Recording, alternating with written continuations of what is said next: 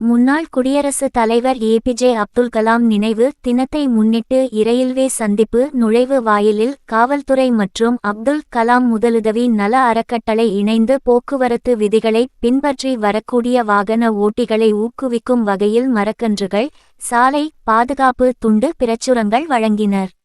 இதில் தல்லாகுளம் போக்குவரத்து உதவி ஆணையர் இளமாறன், திலகர் திடல் போக்குவரத்து காவல் ஆய்வாளர் தங்கமணி, சார்பு ஆய்வாளர்கள் சந்தனகுமார், லிங்ஸ்டன், நந்தகோபால், சமூக ஆர்வலர் முபீன், சக்தி முருகன் ஆகியோர்கள் கலந்து கொண்டனர்.